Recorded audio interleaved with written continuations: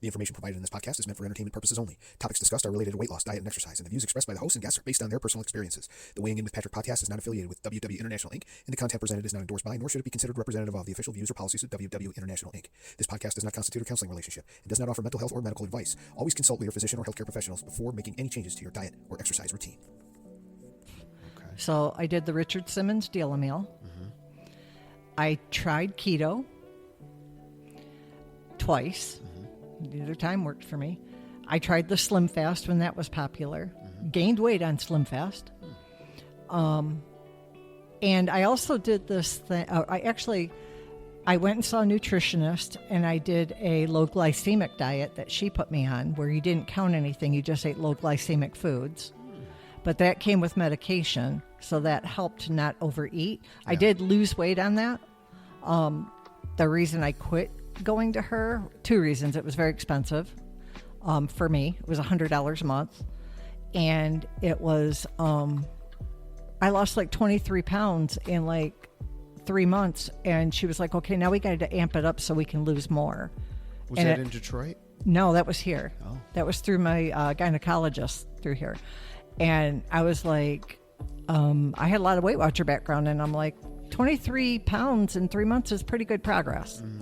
So I got frustrated with that. And I also bought a food journal and the food journal actually tracks all your macros and stuff. And I did the food journal for probably 6 months, and I lost probably 25 pounds on that. The problem is it was a lot to track. Weight Watchers does make it easier. And after a while, I just slipped back into old habits.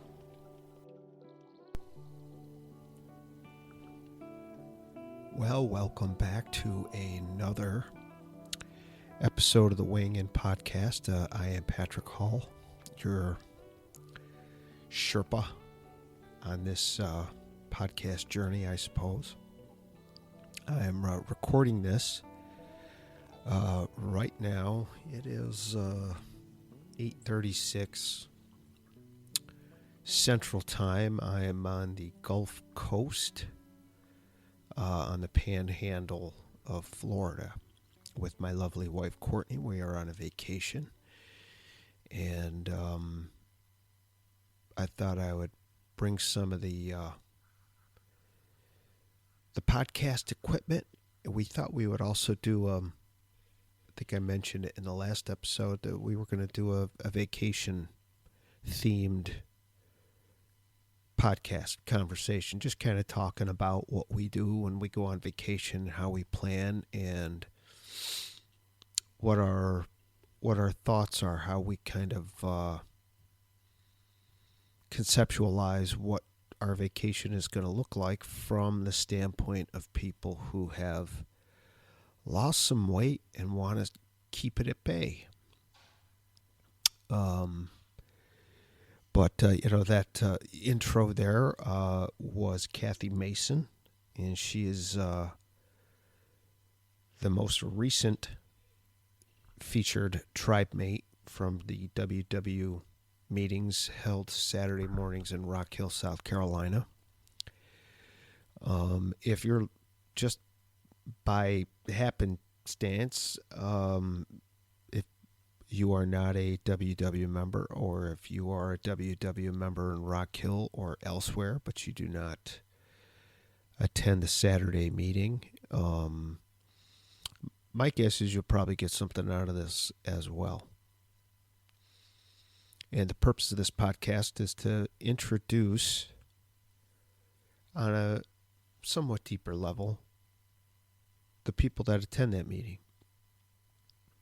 45 minutes, or meetings are supposed to last 30 minutes, but for us, they always tend to go a little long, just because people participate and people want to share, and that's great. That's a problem that I'm sure many group leaders wish they had, right? People that want to participate and share. But like I said, when you have 20 to 30 people in a room and 30 minutes, it's difficult for everybody to kind of talk about where they're at, where they've been, where they want to go, and what the plan is to get there, that type of thing. And as usual, WW has had yet another change in addition to the new CEO.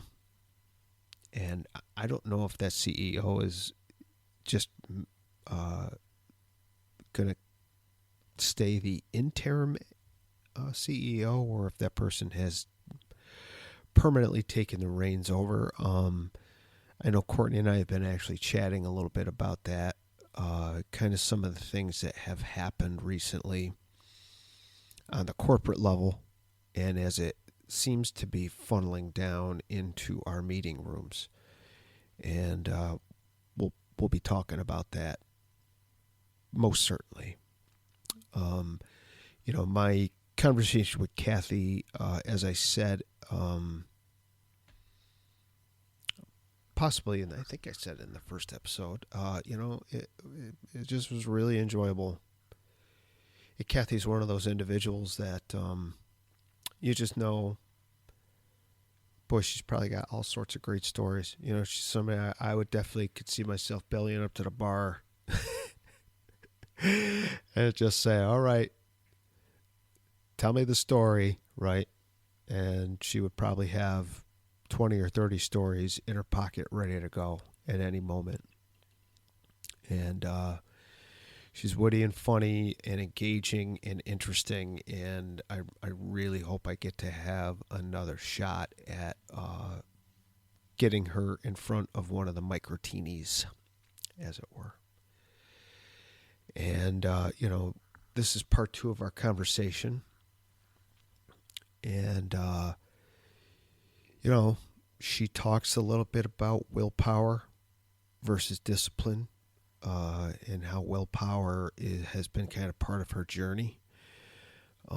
We kind of touch a little bit on experiences with doctors and diets and the evolution of her WW involvement.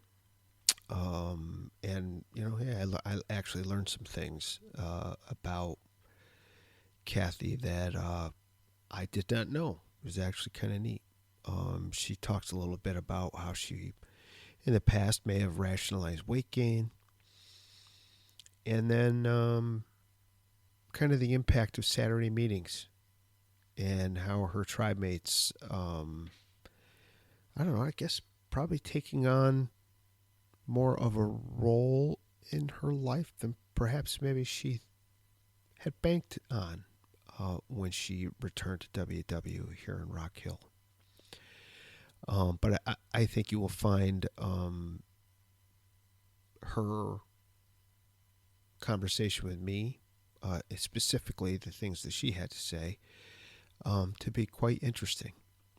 And I hope that you will identify with them the way that I did. And that you will come to have a better understanding of an appreciation, I think, for Kathy and her attendance and her willingness to engage the group process when we are together Saturday mornings. I think that's about it before I hit play on the conversation itself. I will definitely be back at the end of the conversation to provide some final thoughts on my discussion with her, and maybe some other things that are rattling around in this noggin of mine. But stick around, and I hope you'll really enjoy it. I really do. Hey, Patrick here. We love our Saturday meeting, am I right? But hearing from one another 30 minutes a week can only do so much. We can sometimes believe that we're all alone in the trials and tribulations of this weight loss thing. This podcast seeks to challenge this belief by talking with familiar faces who will share their experiences, helpful suggestions, and insights about their journey. The good, the bad, and hopefully the hilarious. This is about us, you and me, Ordinary people working on improving our health, reducing our relationship with gravity, and most importantly, supporting one another. Welcome to Weighing In with Patrick, the meeting after the meeting podcast. You think it's all willpower? I do. I think because I had said back when we were under Lynn in a meeting once, I think everybody has a willpower muscle. Mm-hmm. I think sometimes it atrophies and you can't, it's like you don't have any at all. Mm-hmm. And you just, whatever your willpower is against, drinking, alcohol, whatever, you just give into it, right? But then if you back away and don't eat the, say, Weight Watchers wise, if I don't eat the donut, okay, I didn't eat the donut Thursday, that makes me stronger for Friday, which will make me stronger for Monday, so that muscle builds back up. Mm-hmm. And before you know it, you don't even know you're using willpower because it's just you don't think about it. But then once you give into that for a little bit, that deteriorates your muscle again. Mm-hmm. So you got to keep that willpower muscle strong. Mm-hmm. So, have you ever read the book Willpower? No. Because it sounds like you have. No. So there's a book called Willpower, Rediscovering the Greatest Human Strength by John Tierney and Roy Burmeister, I think was the guy's name. They talked about willpower, not so much as a muscle, but as like a fuel tank. Okay. And that if you're always running on fuel power or on willpower, that fuel tank is bound to get diminished, and you've got to keep it filled. And so, how do you keep it filled? Really, is the trick, and that you can't always rely solely on willpower, right? In other words, if it's just you versus the world, you're kind of opening yourself up. You're making yourself more vulnerable than you need to be. And so they kind of talk about willpower should be a piece of it, but at the same time, you also have to have resources outside of yourself. But that sounds kind of like what you do anyways. Yeah, I mean, that's why we come to the meetings. That's why I, even though I don't have to come every week, because at Lifetime, technically you don't have to, I have to. What's the difference then, do you think, between the idea of willpower and discipline? Because when I hear you talk about things that you do, I hear more discipline. And what's the difference in your mind between discipline and willpower? Honestly, the way I think of willpower, I don't think there's too much difference.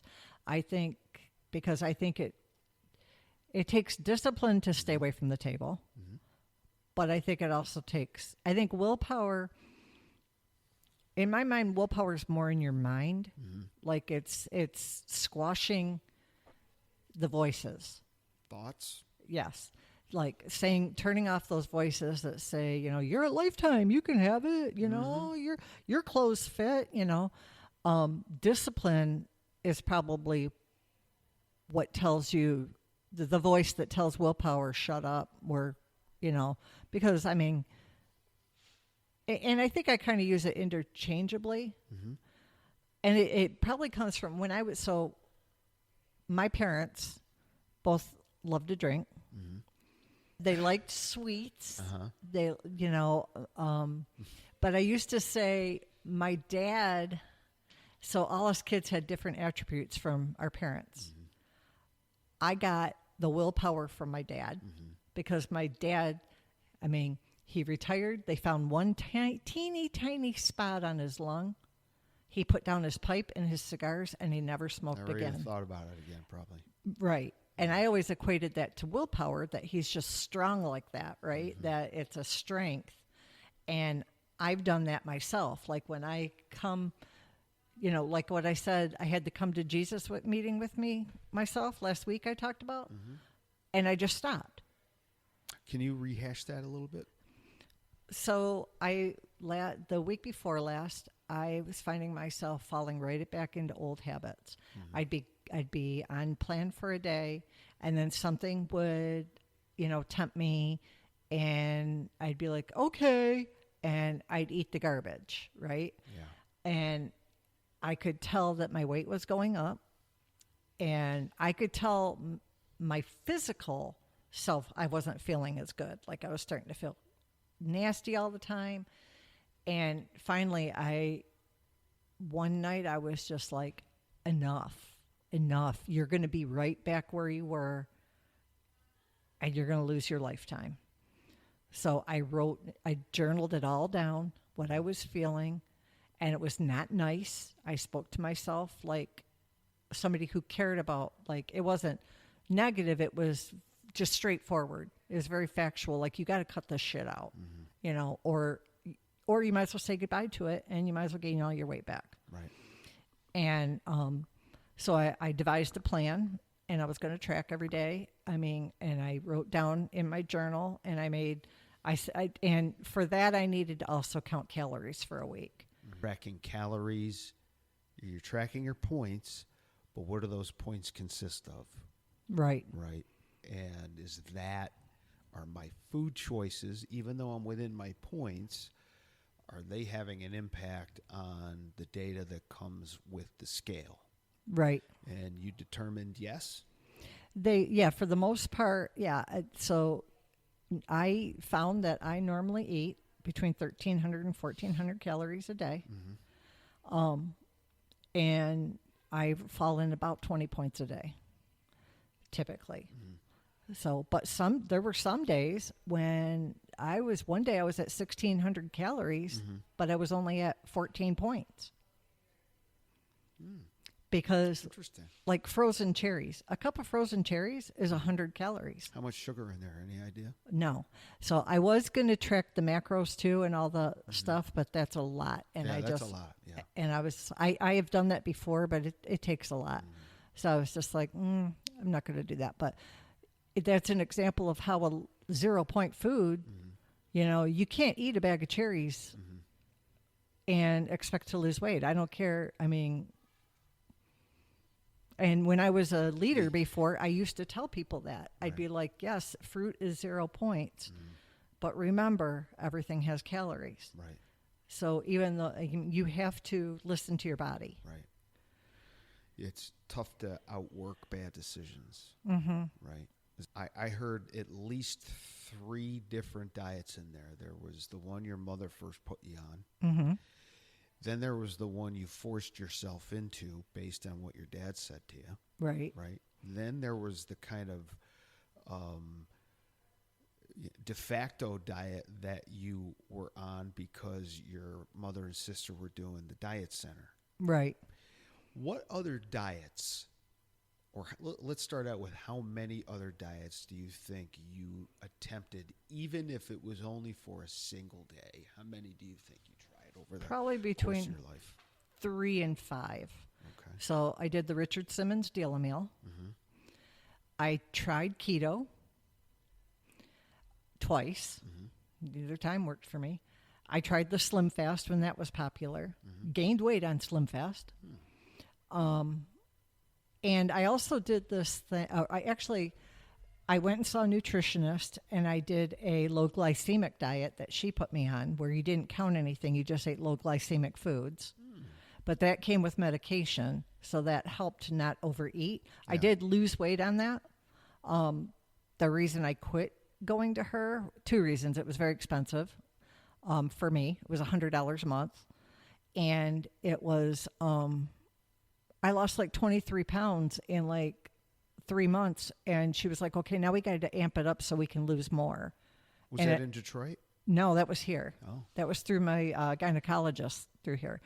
And I was like, I had a lot of Weight Watcher background, and I'm like, 23 pounds in 3 months is pretty good progress.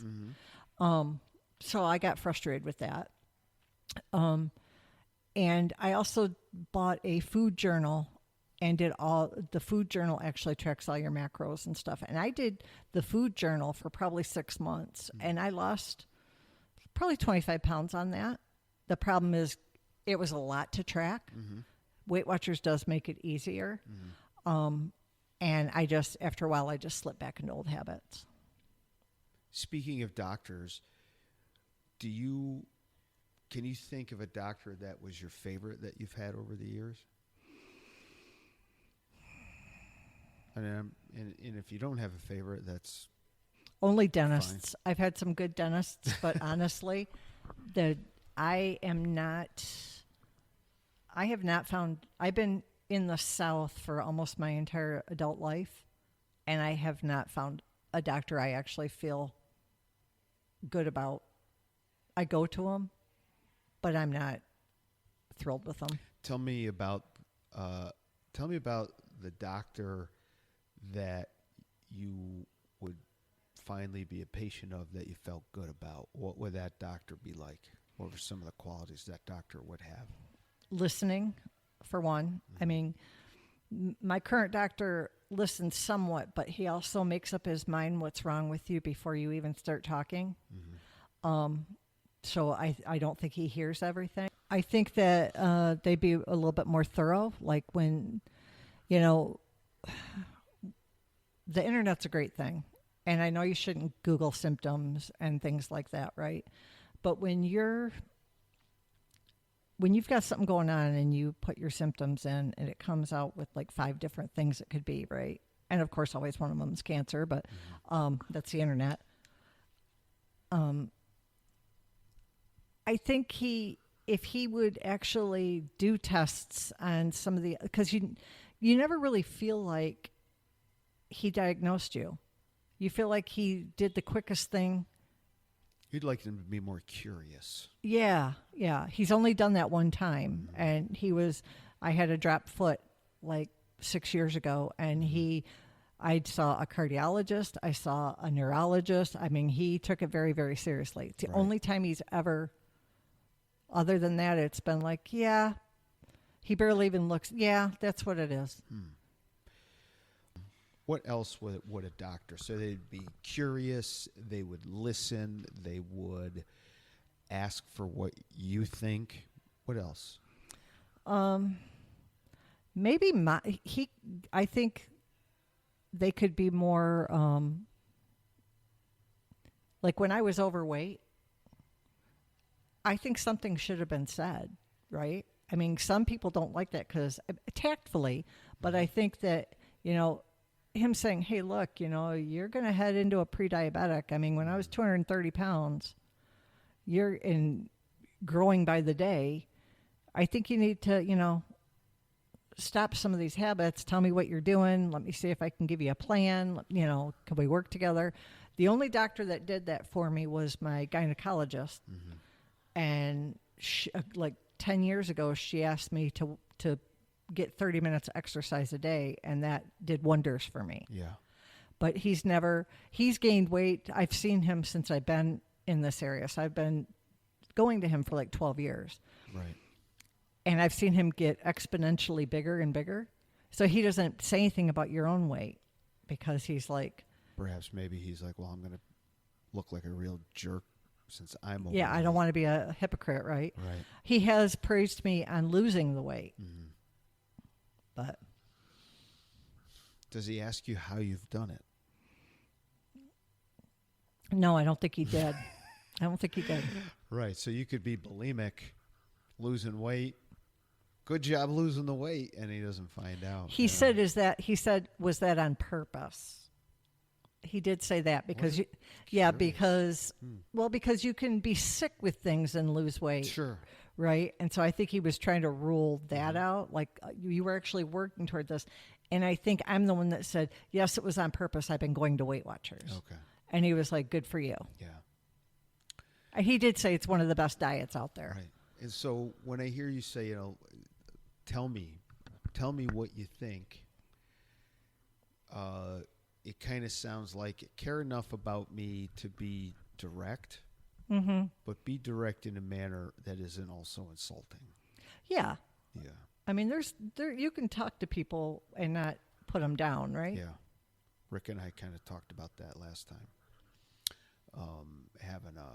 Having a physician that cares is important. You got to feel like your physician cares about you. Right. You're not just in and out, give you some pills, move on your way. Yeah. And I think again, I don't really know what a better system is out there, but, we don't get a lot of time with our doctors. And so I think they are kind of rushing. Like, have you had the experience where please show up to your appointment at 15 minutes early, and you get there and they take you into the exam room after you've been in the waiting room for 20 minutes, and then you sit in the exam room for 45 minutes. Oh, yeah. And then the doctor comes in for 5 minutes, and then he's gone.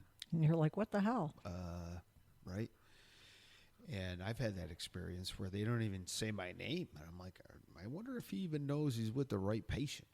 Well, put it this way. Me and my husband have both went to him for 12 years, and I don't think he realizes we're related.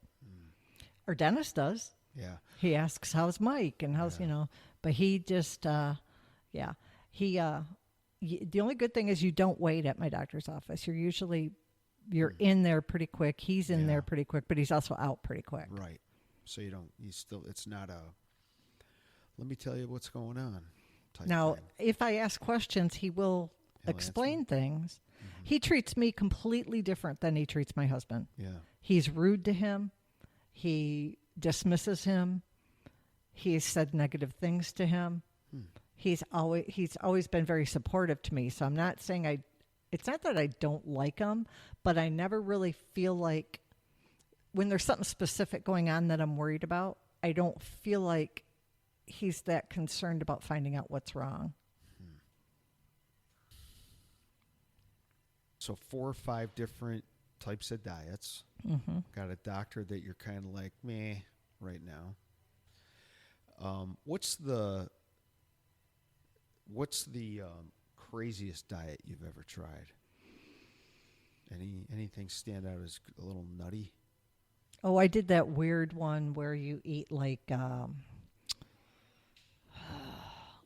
grapefruit for breakfast, and then it was the guy wrote a book. He killed his.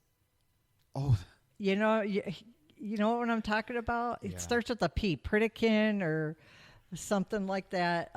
But you ate really weird foods at different times. Did they make the movie? Yeah. They made a movie about the guy, right? Yeah, I read his book, and I did that diet back in the 90s. And, that was... The food combinations were so weird, and you were so hungry. When did you begin Weight Watchers for the first time? I have to think back. Time goes back to me to how old the kids were. So I think the first time was probably like 1989 for the first time. And how long did you do it? I did that for probably 6 months. I was young, I was in my 20s then, so I was probably close to goal within 6 months. I probably only had 30 pounds to lose. Right. Did you reach goal? No. No. Like, was it you just pulled the plug all at once, or did you just gradually drift away from it? Do you recall? That first time I just pulled the plug. And what happened that caused you to do that? I probably blamed the program for not working. Mm-hmm. I honestly don't remember. I could figure out that I'm not proud of this, but there used to be legal speed that you could buy. Mm-hmm. And I found out that if I take Dexatrim, 357 milligrams of caffeine in the morning in a pill, I don't eat all day, so I'm still losing weight. Mm-hmm. But I can drink. Whoops. Oh. So I don't have to worry about it. So I'm sure because I've always been, up until this last time that I joined Weight Watchers, I've always been an all or nothing girl. Right. I'm either doing it 100% or 0%. To lose weight was anything to lose weight. So the pills kind of disappeared. You kind of dabbled them in again. And how many times have you tried Weight Watchers? Probably, I would say at least 6. 6 different, I'm walking through the door for the first time again, experiences. Why do you think you kept going back? Because I did get results. Mm-hmm. I reached goal for the first time in 2011. Mm-hmm. And I know it's the only program that really works for me. Mm-hmm. I try to try other things.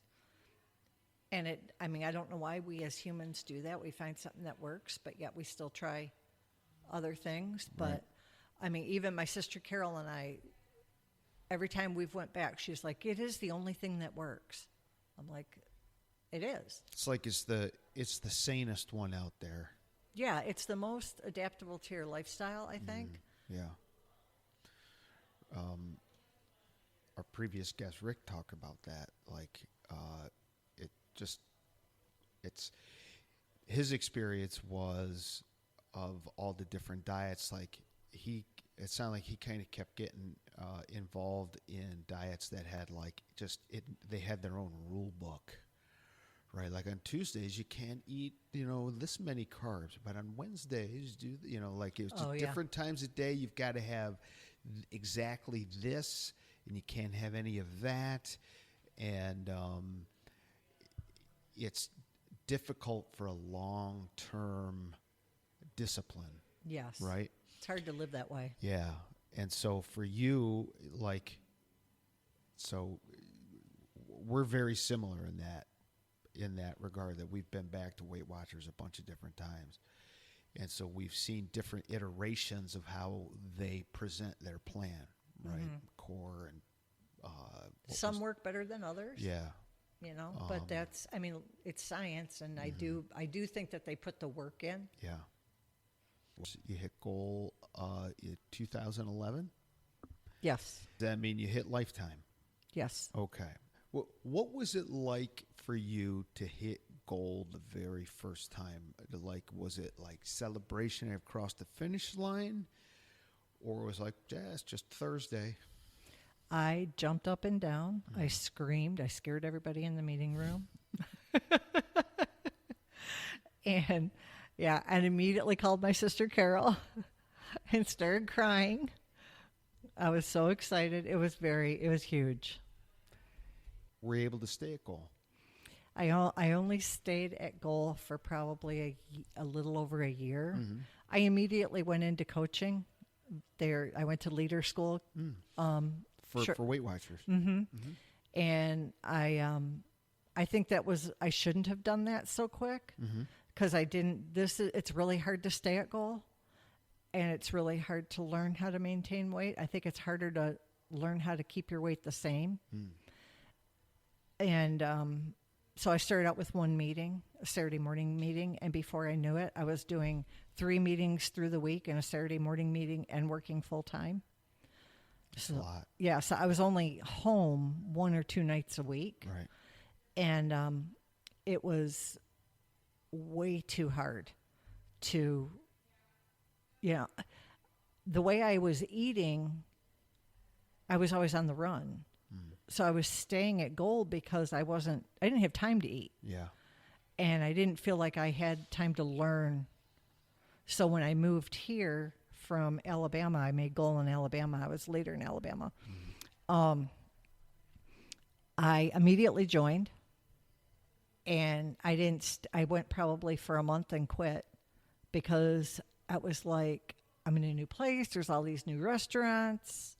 I want to be normal, and I kept trying it after that until this last time. When did you move to Rock Hill? In 2012 or 13. I think it was 2012. Okay. And did you immediately start with Weight Watchers here in the Rock Hill area? I did. I was here probably about a month or 2, and then I looked up a meeting, and I was probably 12 pounds over my goal at that point. So I thought, okay, get back at it. And my idea was I was going to get to goal, because back then you had to be at goal to lead. And I was going to become a leader again, because I did enjoy it. Yeah. But yeah, I didn't stick with it. So when I lived in Alabama, we had a big thing was when we got a Golden Corral. Right. There really weren't many restaurants, so it was pretty easy not to be tempted by a bunch of different restaurants. Sure. Unless you went like into Birmingham, which I didn't do very often. So coming here and seeing all this, I was like, and my husband worked out of town. So it was me and my daughter at the time, and we ate out a lot, trying all these restaurants, and I just, yeah. What do you think it is about, different restaurants, new restaurants that open that cause people to say, I just got to go there? Like what is happening that, in your opinion, that like when a new restaurant opens and you hear people say, it is fantastic, you must go there. What the heck is that about? Like, why must you go there? I think it's a love of food, because I do love food. Mm-hmm. And, it's somewhere different. Mm-hmm. You have to check it out. You have to, hear what everybody's talking about. Curiosity, Mm-hmm. Do you always go back? No. Right. Started Weight Watchers in this area 2013-ish. Mm-hmm. And here we are, 2024. Has it been, you've been attending Weight Watchers in Rock Hill that whole time? No. So I've joined in Rock Hill probably 3 or 4 times. 3 or 4 times. Before this last time. Gotcha. When did I come back? 2022. Yeah, so this right around, probably shortly after Courtney and I started here. Yeah, because next Saturday's 2 years for me coming consistently. I have never came to Weight Watchers for this long. What has happened? It's this group. I'm telling you, It's the group. I do, and I think we're all friends. I think we all get along, and it's my outlet. It's one thing I do for me. Mm-hmm. And we're at the point in our lives where we don't do a lot, my husband and I. Yeah. Mm-hmm. And we're homebodies for the most part. He's very quiet. So it's my time to socialize more than. What brought you back in 2022? I had been my all-time highest weight. I weighed more when I rejoined than I did when I gave birth to my first kid. Probably my second kid too. And are you currently at goal now? I am. And may I ask, since 2022, how many pounds did you lose? 70. 70. Congratulations on that. Thank you. And how many pounds over the course of your life do you think you've lost total? What do you think? My God. Really, what do you think? Probably 500. Yeah. And so here you are in 2024. And if you had a time machine and you could go back in time to any point in your life, any point but a point you think is, that could have been a turning point right there for me, right? Towards a more positive outcome, perhaps, right? But if you could go back in time and talk to that individual at that time, whoever you were, what would that time be, and what would you say? If it's just Weight Watcher or like weight related? Just weight related, yeah. Weight related, I would say when I first walked in the door in Rock Hill that first time. Because I had the opportunity then to get those few pounds off. Because really, in the grand scheme of things, 10, 11 pounds isn't a lot to lose. And yeah, I think that would have been, I could have been living at goal since then. What would you have said? I would have said, look, you've gained a little bit of weight. It's not that big of a deal. Keep coming, keep doing it, and, be consistent. Right. And it sounds like drift began around that time. It started 10 pounds up, but then suddenly it was 20 maybe, and then it was 30. Like, do you remember how were you, and maybe this is an unfair word to use, but I think you'll understand what I mean. How were you rationalizing at that as you started to gain the weight back? how are you rationalizing not addressing it? Does that make sense? Yeah, because at that point I was like, okay, I'm a size 12. Oh, these are tight. I'll just go to Old Navy and get a size 14. Size 14. I still look good. It's just one size. Oh, these look loose, and I'll be back into the 12s. I'm just doing this for now. Yeah. Well, then before you know it, 2, 3, 4 months down the line, the size 14s are too big. Well, I'll go up one more size, but and yeah, it wasn't until 2022 I had a work event and I needed shorts. It was still warm out, and I went to get shorts and I had to get a size 20 shorts, and they were skin tight. And that has always been like a threshold size for me. You get in the 2s and I'm like, hell no. Yeah. And I was miserable. And I found myself being miserable all the time. I wasn't happy. I was beating myself up. I was saying negative things to myself all the time. And I was like, I'm not going up another size. What were some of the negative things you remember saying to yourself? Oh, I call myself a fat ass, no control, you're a pig.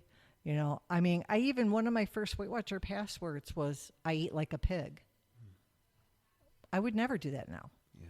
This last time, I will say, has been the most life-changing of any time in my life. Because I think it's because I've went consistently.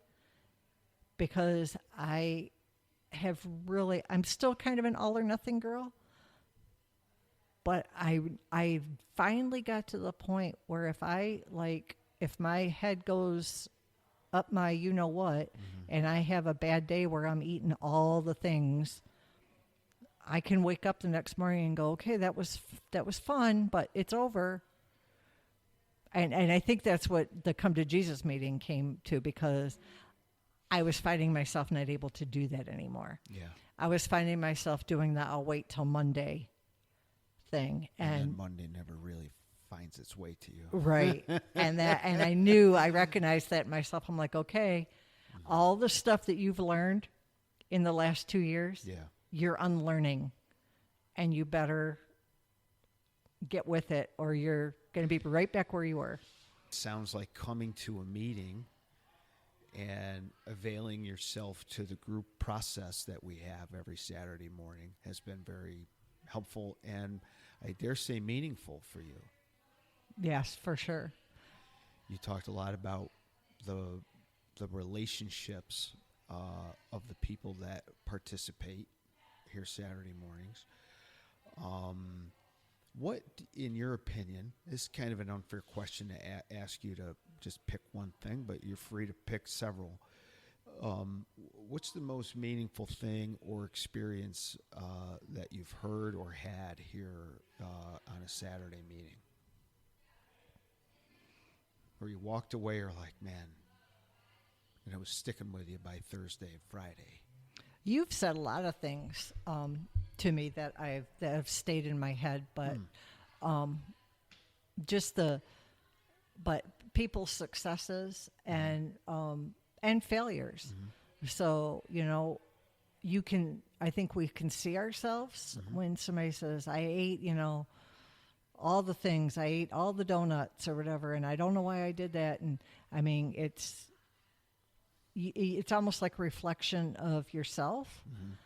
And it's also caused me to have empathy for that person and be like, I've been in those shoes and I don't want to be in those shoes again. Right. I mean, we're not going to be perfect. Right. We're not going to, I know there's never going to be another time that I'm not going to overeat. Yeah.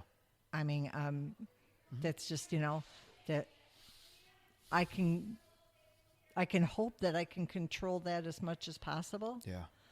But, our brains are crazy sometimes. What they, different things can trigger us and cause us to have thoughts, and we're very good at ignoring. Yeah, I don't know what you're talking about. My brain's perfectly normal. Yeah. We all are. So, and that idea of empathy, it also sounds like, would I be mistaken if the empathy maybe that you feel for others that happens here at a meeting, is that washing over into having a little bit more care and compassion for yourself? Yes. You think so? I think so. Yeah, because I think you can almost feel the way they feel because you've been there. Yeah. And that's really kind of why I thought doing this podcast would be a good idea, is because, as you were saying, we see each other here, but I don't know what people have been through necessarily. We get it in little morsels, right? Right. But we don't get more detail beyond what we're able to get in 30, or in our case, 45-minute video. Right. But, I'm always kind of left wanting to know more about people. I find everybody just so fascinating. So we've been going for a little while. I would love to definitely sit and talk again. Okay. Unless we can keep going today. If you're out of time, we can stop. But if let's do it again. Okay.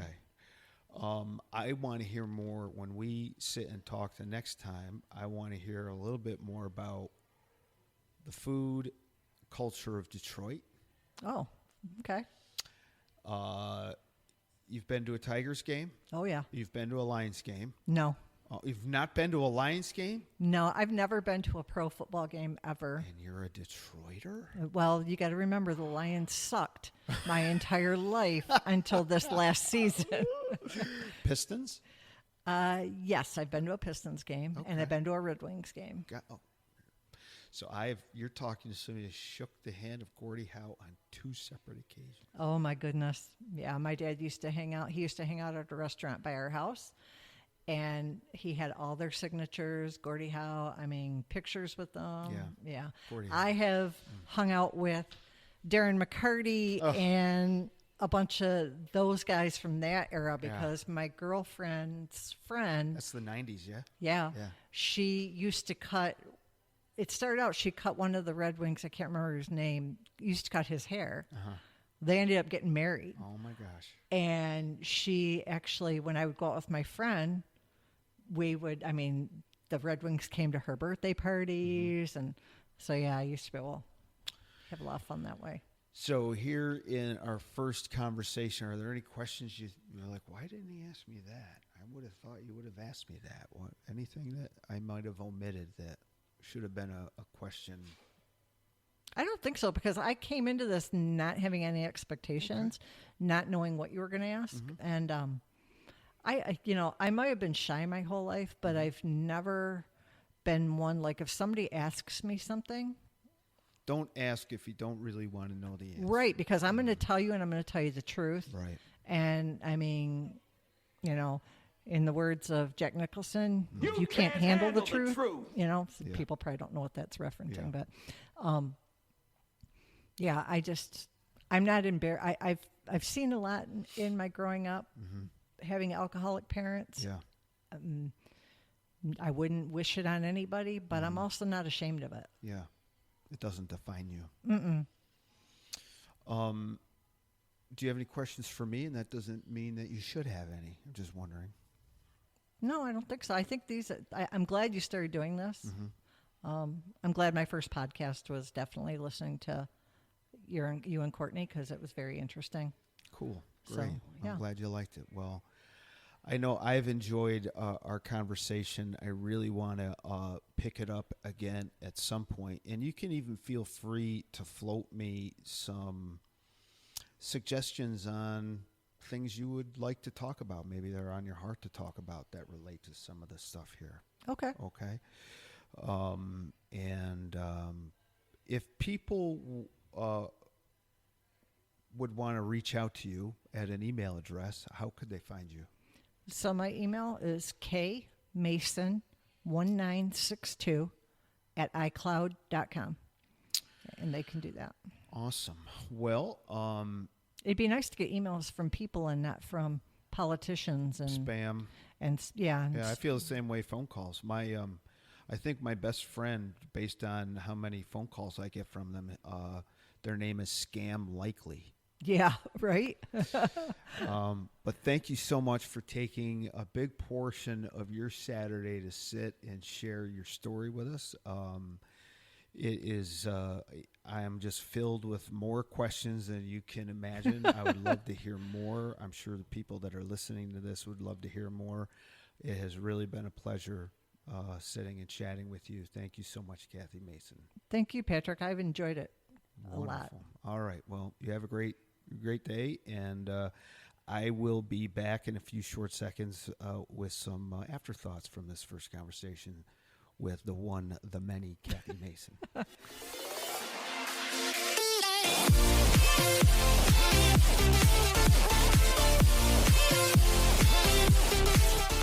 That was my conversation with Kathy Mason, and as I have stated prior, I really enjoyed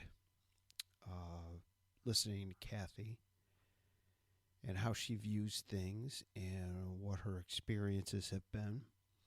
If you didn't catch it, I had a few comments about one of the ideas that Kathy shared, that being the concept of willpower. And I think I agree with Kathy about what willpower can be. And I mentioned a book by Tierney and Burmeister called Willpower. And I just wanted to share a couple of things about that book and some of the takeaways. In professional life and in my personal life, I have kind of used that book in tandem with a few others. Chiefly, one would be a book called Change Anything. And it's by 5 different people, but I believe one of them was called Carrie Patterson. It's like one of these works that has 5 different contributors. It's not like an anthology, but think of it kind of like a peer-reviewed article. But the book on willpower discusses what they see as, and it's in the subtitle of the book, rediscovering the greatest human strength. So it is a strength. And because it's the greatest, it means obviously we have more than just willpower, right?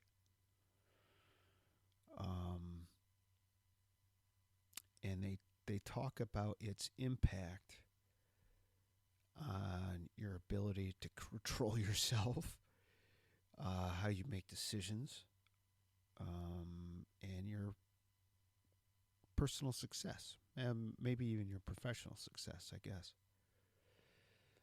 And they talk about willpower as being a finite resource. It's not a bottomless, limitless reservoir of go do it. And Kathy hit the nail right on the head when she called willpower being like a muscle. But like a muscle, willpower gets fatigued. And when we exert self-control, perhaps, in one area, right, it is going to deplete in another area, right? It may not be, willpower won't be as plentiful when we go to use it for something else. And of course, the more you use it, the more fatigued and the more depleted willpower becomes. And that is an important concept because you have to keep your eye on it almost, right? You've got to gauge, like, all right, am I tired? Have I had a long day? Am I stressed? Because when you're in those kind of, we'll just call them like a compromised mental state, your ability to exert willpower may be less, right, than when everything's going well, or mostly everything is going well. The other thing about willpower is, you got to have an idea of what you're using it for. What are you going to be exerting willpower on? And so we talked about STAR goals at WW, right?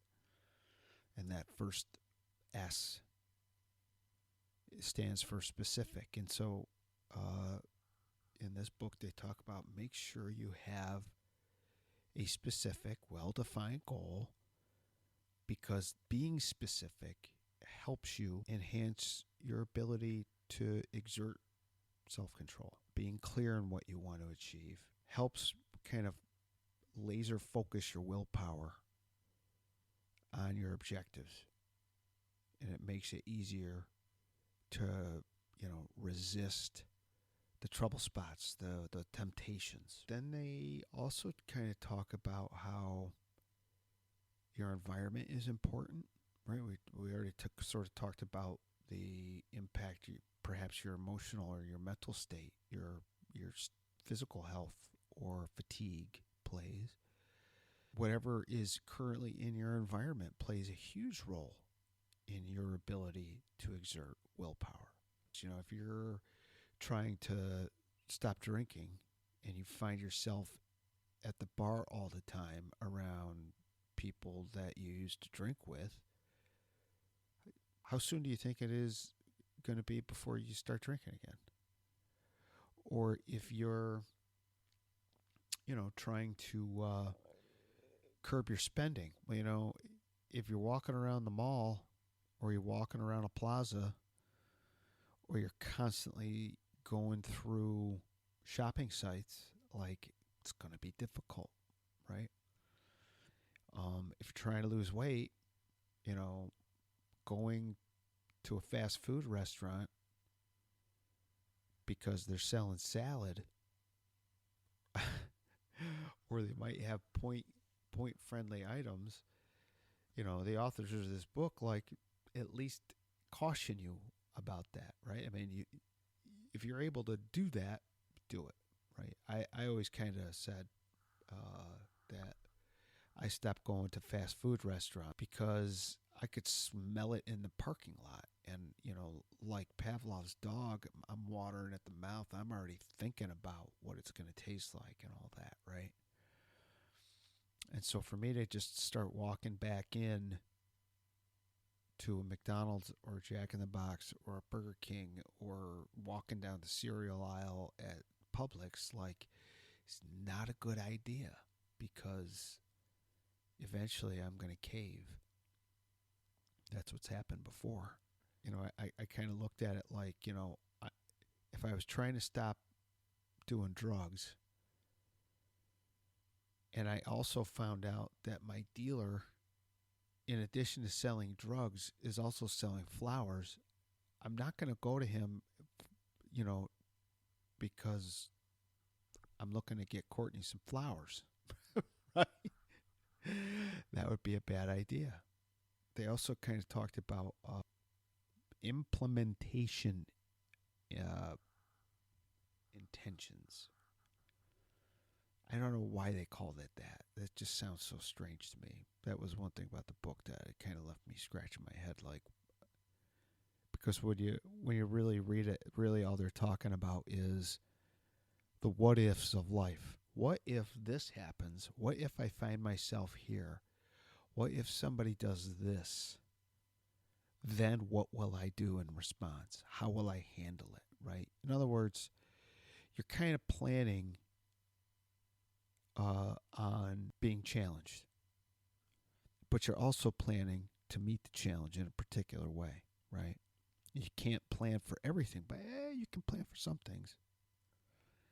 What are you going to tell the food pusher during the holidays, right? Come up with something. Like, that's the thing. Like, the holidays are approaching, and I think sometimes people, they just kind of go to sleep, and then suddenly they're in the house with all their family, and Aunt Mabel comes up because, are you going to eat this apple pie that I made? Well, I'll have a couple bites. You can't, right? You've got to have a response, right? Not one that's going to create a family brawl, but you want to be able to share with Aunt Mabel kind of like where you're at, or come up with a clever way that will say no, but maybe also disarm Aunt Mabel, right? Have a plan, because, know the saying, right? Those who fail to plan to fail. And then they talk about this idea of restoration and recovery.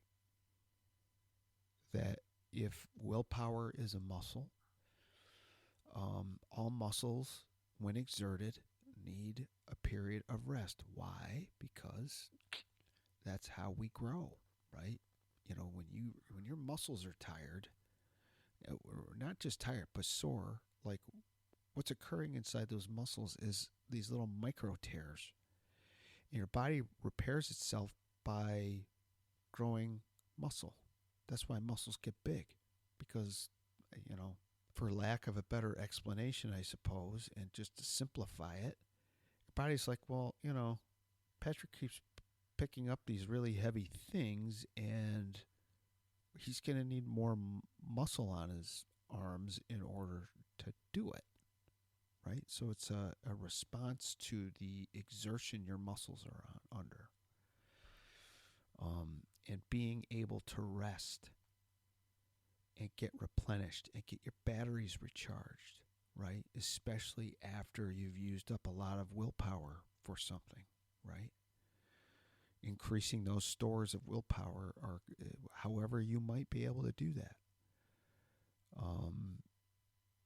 Things that we already know, right? One of the pillars of WW is what? Sleep, right? How are you handling stress? What do you do to come back down after a stressful period or a moment? How do you take a break? You know, these things all help you restore your ability to be to be in control of yourself. And allows individuals to maintain their willpower over time, right? Those are just some things that one might take away from that particular book. And that other book that I was talking about, Change Anything, and I actually recommended that to somebody here within the last few months. You know who you are. Which I have always thought was a great kind of primer on how we change. These are just kind of universals, right? That people who change tend to do things within these different spheres. And they talk about 6 sources of influence. And by influence, you know, what influences change, right? The first thing is something called personal motivation. We already know what that is. You know, what are your whys?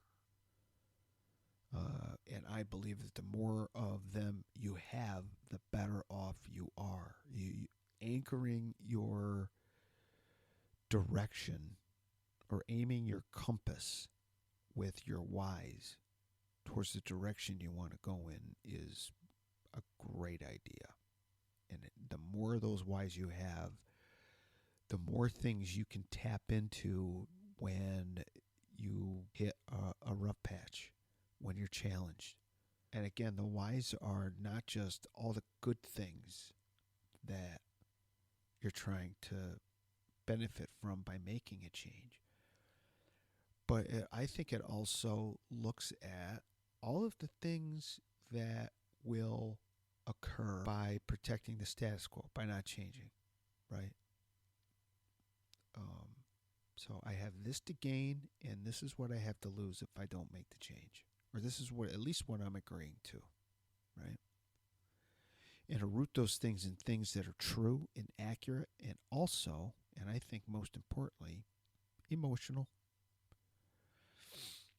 It's got to mean something to you. You've got to be able to get fired up about it or shed a tear over it, right? Something that stirs your emotions. And then there's, they talk about one's personal ability. What strengths do you currently possess? What skills, what knowledge do you have that you can employ towards making this change? What else might you need to learn in order to make the change happen, What are some of the areas you have to grow in? No change is free of pain.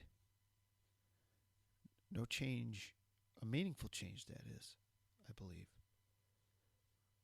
is done in a manner that doesn't create discomfort. Whether it's weight loss, whether it's earning a degree, right? I mean, can you think of anything that's worth exerting yourself over that's easy, that really has meaning?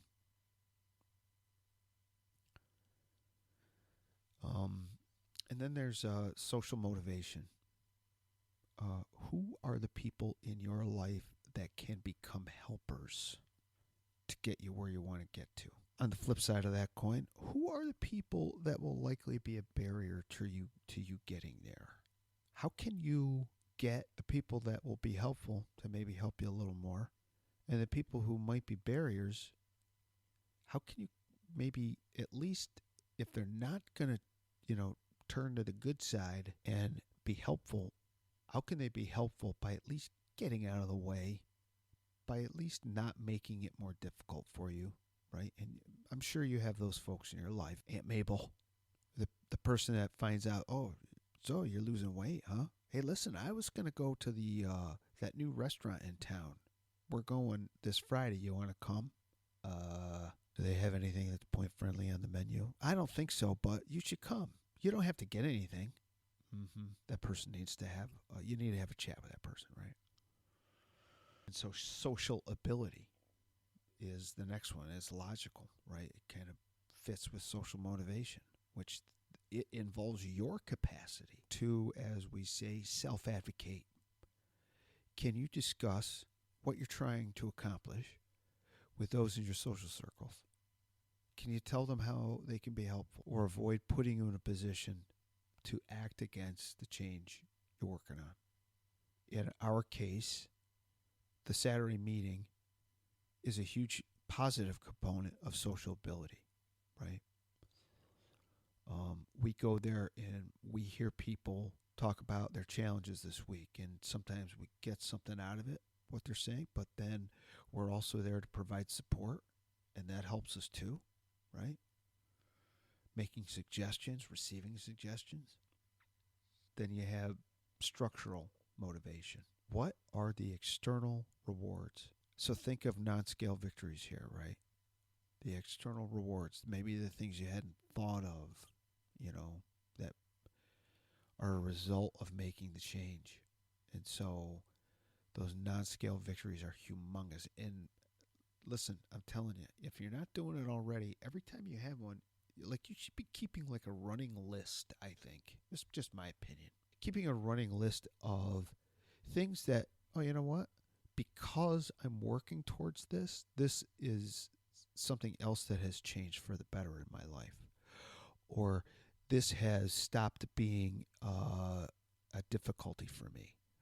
Or I'm able to do this now when I wasn't able to do it before, right? Or my confidence is increased. Like, every time you get one, you should be writing it down, typing it on a running Word document or something that you can access to show, okay, like when you have like a plateau, don't you think it would be helpful, instead of catastrophizing the plateau, to maybe look at, you know what, in spite of the plateau, look at all this other stuff that has occurred.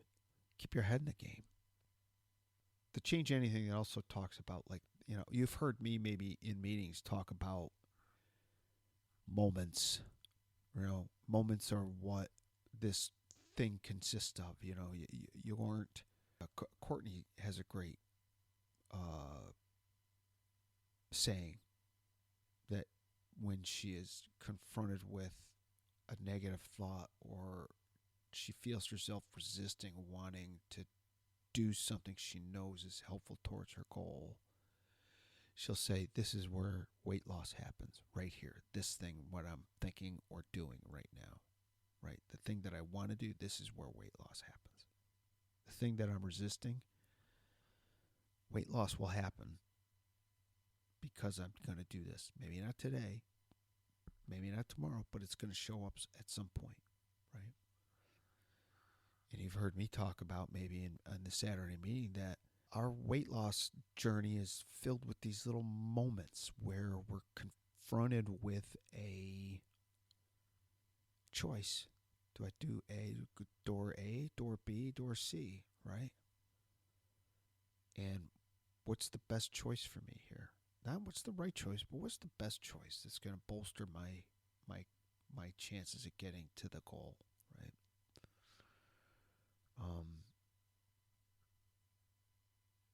Remember, again, I just can't stress this enough. I think it's just so important that you don't look at those times when things don't go well or you didn't behave the way you really wanted to behave, and maybe it showed up on the scale or you felt it in your waistband, right? Don't let those moments and those situations go to waste. Learn from them. The blueprint to your success lies in those moments where maybe you just fell short. Plan. The next time this happens, I'm going to do this. I'm glad this happened. I'm glad this happened. And now I know what to do. The things you're trying to do, make them obvious and have an impact on your environment. Yeah, visual cues, reminders that like reinforce what the behaviors are that you want to engage in. Making positive choices more visible. This can increase the likelihood that you're going to follow through in the way you want to. And altering your physical and your social environment can significantly impact your ability to make the change you want to make. Those are very effective strategies. And I know that Courtney and I have had to have discussions about, you know what, this person or that person. It just seems like every time I'm around them, they're trying to get us to engage in a behavior that they know no longer serves us. I have one of the things I tell people, that's how it starts. I could have that, but that's how it starts for me. So tracking your progress, regularly measuring your behavior, regularly measuring your progress. Those things help maintain your motivation and more importantly, your accountability. Being honest with yourself. Keep a record, like I was saying. Try to identify patterns. Make adjustments as you're moving through this based on what you're seeing. The WW app tracks your weight for you. You should be looking at that frequently as you're losing weight. You should be checking in with where you started from frequently. I was there, now I'm here. Regardless.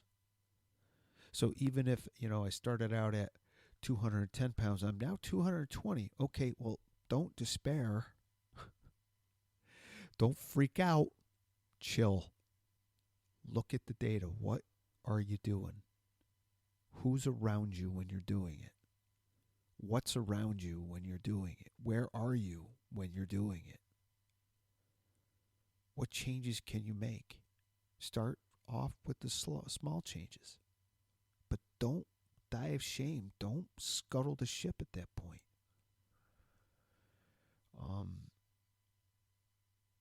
Give yourself some credit. Don't have a parade, right? I was listening to Ethan Suplee. I'll probably talk about him in a second, but he was talking about how the guy lost something like 300 pounds. He's a big actor. He was a very large human being. One of those individuals that he was so heavy at some point that he wasn't exactly sure how much he weighed when he really started to try to lose weight. And I think he actually at one point had to get on one of those shipping scales to get weighed. But he talked about how he would, when he was trying to get clean from drugs, he would he'd like have this week where he didn't use, and he would be like, I'm going to celebrate and go out and get a 40 ounce of beer. And then he would do that. Now remember, he was heavily addicted to opiates and really hard drugs. And so beer didn't seem to be like a big deal to him. But what happens when you drink? Your judgment, your insight goes down.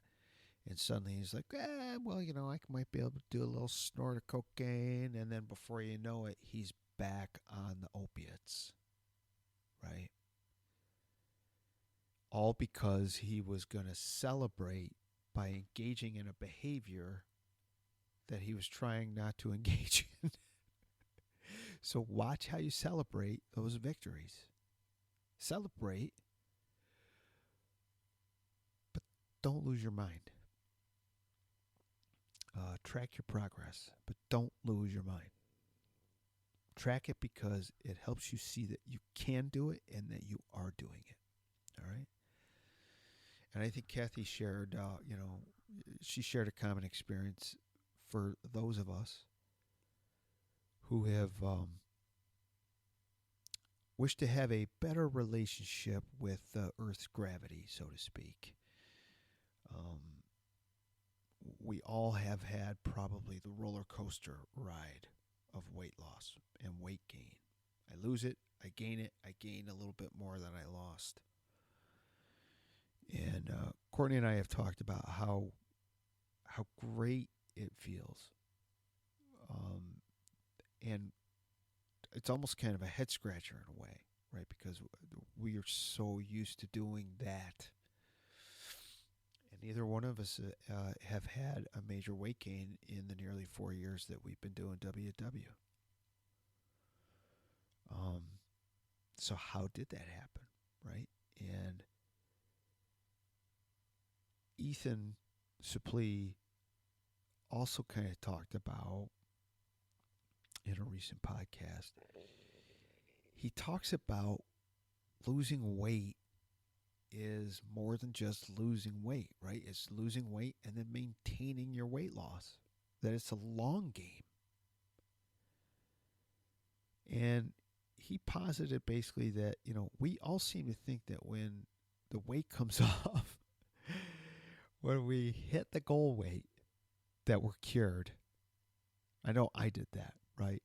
I've done that countless times. I'm cured. I can eat normally again.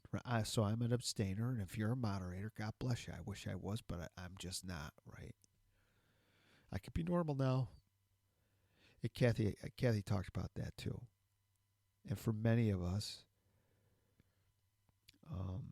we have been unable. I have been very unable and completely unwilling to compromise on my behavior as it related to food. In other words, I in a literal sense, I wanted my cake and I wanted to eat it as well. I wanted to lose weight, and then I would fantasize about returning to McDonald's or Burger King or whatever, Jack in the Box or the pizza joint or Jersey Mike's or the best wing place on Sundays for football, right? Once I got my weight off, because, I'm just not willing to give that stuff away, to give it up in order to maintain weight, in order to maintain my weight loss. And again, I never overate on broccoli. I wasn't passing out from eating too many carrots. I never gained weight from eating broccoli or other healthy food, right? So it wasn't I couldn't moderate. I can moderate certain things. I can't with other things.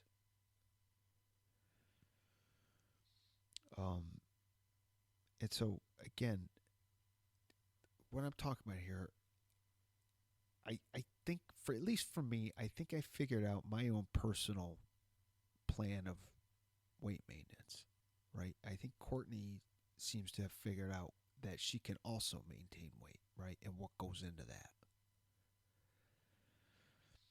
And I also, if you don't know, so I lost 113 pounds, right? And many people have lost a lot more than I had in order to reach my goal weight, and I did. But I lost 100 pounds, and then the last 13 pounds took me 50 weeks to lose. And, if you've had the experience of getting on the scale for like the third week in a row and the needle isn't moving, or maybe it ticked up 1 or 2 pounds, right? But it just is not moving in the direction you want it to go, even though you're quote unquote doing everything right, then multiply that by like 15 or 16. Because that's what I felt like I was dealing with. It was a 50-week plateau. But I had to figure out a way to reframe it so that it wasn't a negative. And I kept telling myself, oh, I'm not in a plateau. I'm in weight maintenance. I'm maintaining. What if instead of putting this huge emphasis on losing the weight right now, I just got comfortable and created this new baseline, right? Now, would I have preferred that it last 50 weeks? Not really. But it was very helpful because I saw that I could maintain a weight without a major gain. A major gain being like, 10 pounds or more. 2 weeks in a row. And so why was that kind of a big deal? Well, I don't remember how long it took me to get those last 13 pounds. It might have been like 2 months, 2.5 months, something like that. I really can't remember. But somebody said something when I weighed in and got my goal weight. They were standing right behind me and they heard, "Congratulations, you're at goal." And somebody behind me who I think may have been a lifetime member, doesn't frequent the meetings all that much, piped in and said, now the really tough part begins. And I just kind of turned around and I was like, what do you mean? She goes, maintenance. I'm like, actually, maintenance is a real piece of cake for me because I did 50 weeks of it. And true to my word, 6 weeks later, you have your lifetime. So I was able to maintain it. I had already done it. But through the whole weight loss thing, I was thinking about the day I got on the scale for goal. The day I was told you're now a lifetime member. And for me it was, well, what's going to happen the next day? It's kind of like having a weight and a date, like, my nephew's getting married in July. I've got to drop 40 pounds. I want to look good for those pictures, right? Well, you make the weight by the specific date, but you don't have a plan for the day after. What happens? You go right back, right? You go right back. It happens all the time. But I've done it. So don't allow a good plateau to go to waste. Wrap your head around it. Reframe it. Give it a meaning other than bad. I must always lose weight, because there's going to come a time when you can't, you're going to be at your goal weight, or you're going to be in that healthy zone that your doctor wants you to be in. And so you're not going to get that tasty, reinforcing feedback that the scale gives you on your way to your goal weight, right? So how are you going to reinforce your maintenance behavior? You should start thinking about that, I think. There's a lot here tonight, right? Look, why do I talk about all that? Maintenance and getting ready for the day after. It's quite simple, because you're going to get there. I'm telling you, as sure as I am sitting here in the Sunshine State at this very moment, your goal is not unattainable. A life free from all the excess adipose tissue is not just possible, it's probable. As long as you don't stop trying, and as long as you don't stop thinking. Use that brain. Okay. The next episode is going to be the travel and vacation tip module with myself and the wife, Courtney. So be on the lookout for that. We're going to discuss how going on vacation or traveling hasn't led to weight gain for us, and has not caused us to return from such things with heavy hearts and heavier bodies. So I hope you'll check back and give that a listen. If you think you would like to share your story, and I hope you do, because it's valuable. You're going to help somebody if you share it, I'm telling you. If you got anything out of Kathy's story, man, your story is going to help somebody too. But in the event you would like to do that, or if you have a question, or if you have some feedback, or if you'd like to share a recipe or a particular hack, if you'd like to share any of that stuff, if you'd like to tell me that I talk too much, I should shut up, send me a message. And you can send that message, whatever it is, to the inbox, weighingin.with.patrick@gmail.com.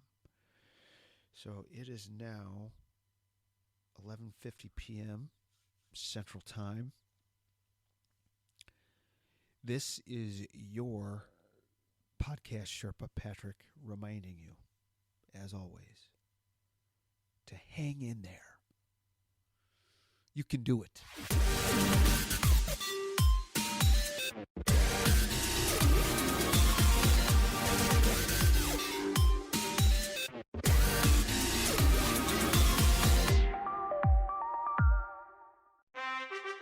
Get out of there, bear!